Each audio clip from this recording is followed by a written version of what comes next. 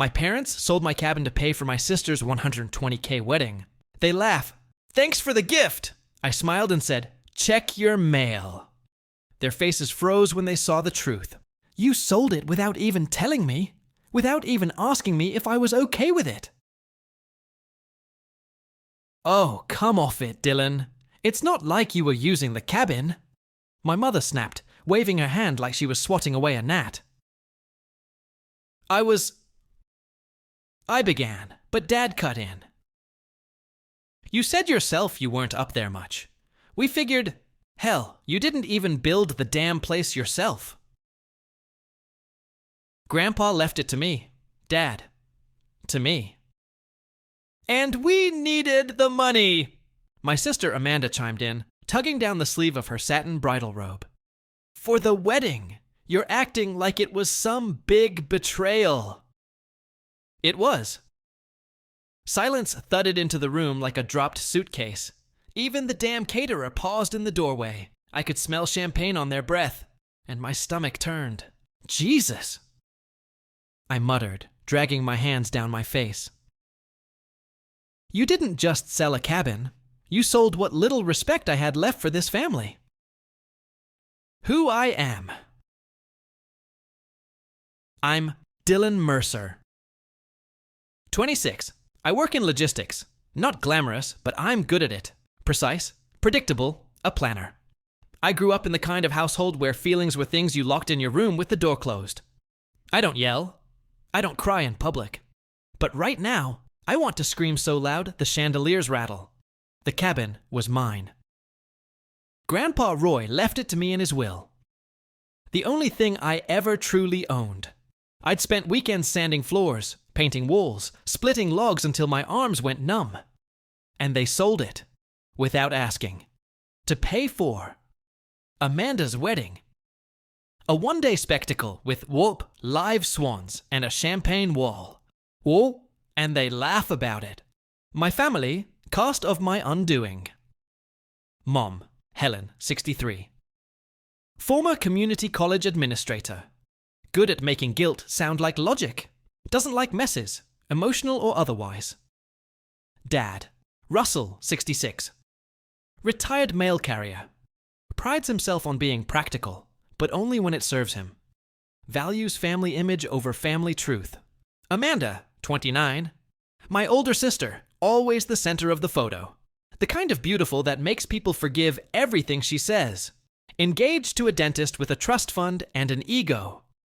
The real conflict begins. You weren't supposed to find out this way, Mom offered, voice softer now. What was the right way then? A postcard from the real estate agent? I scoffed. Don't be dramatic. Amanda sighed, sipping from a mimosa glass rimmed with gold. I wasn't told. I wasn't consulted. I wasn't even considered. Dad cleared his throat. We're family, Dylan. Sometimes we have to make decisions that benefit everyone. Did you benefit Amanda? I asked, eyes locked on hers. She didn't blink. It's my wedding. Of course I did. My hands curled into fists, not from anger, from helplessness. They'd forged my name on the property release. The lawyer, someone Dad knew from the VFW, must have looked the other way. I had nothing left in that town now. While Amanda laughed about signature cocktails and the rose petal cannon for her reception entrance, I was somewhere else. In my head, I was lying on the cold pinewood floor of the cabin, February wind howling through a crack in the window. I remember the sting in my fingers as I twisted under the sink with a flashlight clenched between my teeth, fighting a frozen pipe that burst 2 days after Grandpa's funeral. That cabin wasn't a building. It was a season of my life. My solitude, my sanctuary, my inheritance. You always act like the victim, Amanda muttered, brushing invisible dust from her expensive silk sleeve. I laughed, not loud, just a dry exhale through my nose. The kind you make when you realize there's no more ground left to give. I act like someone who had something stolen from him, and it wasn't just wood and nails. It was a promise. They all blinked at me like I'd started speaking another language. They didn't understand that it wasn't about the money. It was about being the only one in this damn family who never took more than he gave. I was 20 when Amanda called crying at 3:07 a.m.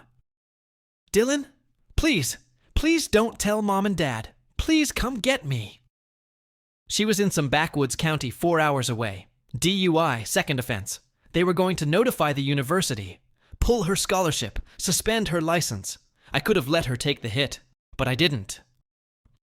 I drove all night, signed the papers, told the officer it was Matampikiquanix behind the wheel, lied under oath, got a misdemeanor on my record. I lost my own scholarship that semester. Couldn't afford to go back. Got a job in logistics. Never looked back. No one asked why. No one said thank you. Now Amanda's saying thank you because the cabin money paid for her wedding flower wall. Thanks for the gift. She laughed, lifting a glass like she was cute, like the betrayal had become a party favor. I smiled then, not because I forgave her, but because I knew. They had no idea what was about to hit them. You should probably check your mail, I said, slipping my hands into the sleeves of my coat. The laughter paused. Why? Dad asked, brows furrowing. His hand still clutched a cigar he hadn't lit yet. What did you do, Dylan? I looked at him, looked at Amanda, then at Mom, who was already glancing toward the hallway, as if the answer might arrive with room service. Just something I should have done a long time ago. You see, I'd recorded Dad's call with that crooked lawyer, the one who said, "It's just family. He won't sue. Dylan's always been quiet."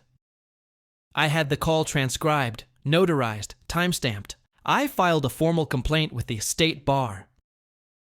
Reported the sale as fraudulent. Flagged the forged signature. And Amanda's fiancé? He'd signed some paperwork a week ago. A document co-signing the catering bill as a merged financial asset. He didn't read the fine print. He thought he was being a good future husband.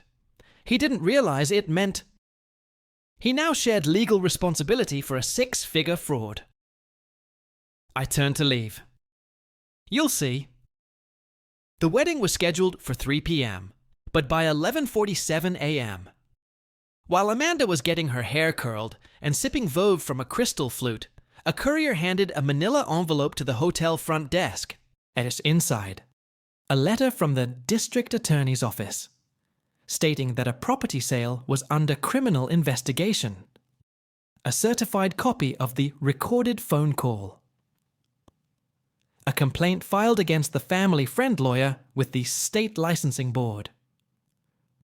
And most devastating of all, a Wado debt reassignment letter. Triggered by Amanda's fiancé's signature, naming him as state, co-liable for damages, pending the civil trial. According to my new lawyer, a real one, not a bar buddy, that letter alone would delay the sale's legal recording and ito freeze access to the wedding funds. Used from the sale. Translation: the champagne fountain would run dry. And me, I walked the hall, out the hotel doors, past the valet. I wasn't running. I was reclaiming my silence. You don't get to steal from me and expect gratitude. Not anymore. I drove west until the sky changed. Until gas stations stopped taking Apple Pay.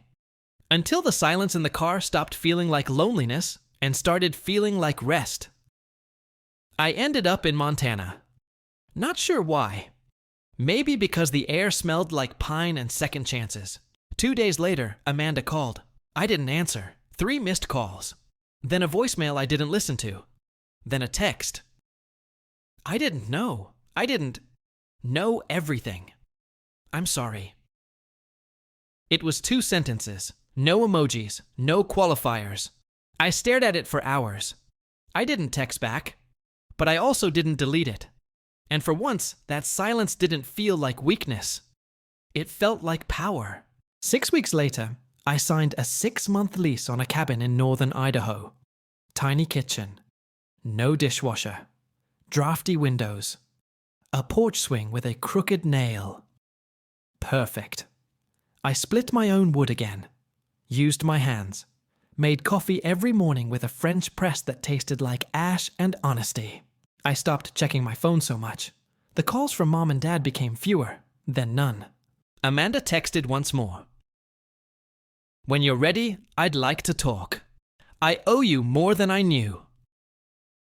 I screenshotted it, just in case. One morning, as mist curled through the trees like it was breathing, I sat outside with a blanket wrapped around my shoulders and thought, this isn't justice, not really. But this is peace. I wasn't fixed, I wasn't over it, but I was done being erased. They might never understand what they took from me, but I do, and I won't lose it again. If this story hits you in the gut, you're not alone. So many of us have been Dylan. The quiet one, the reliable one, the one everyone leans on until we finally break. If you've ever been used, ignored, or sacrificed for someone else's comfort, drop it in the comments. What would you have done in Dylan's shoes? Would you forgive them? Would you walk away? Or would you fight? Let us know below. Like, if you felt that shift from pain to power. Subscribe for more real, raw, emotional stories that finally let the silent one speak. Because sometimes the quietest person has the loudest truth. We're his.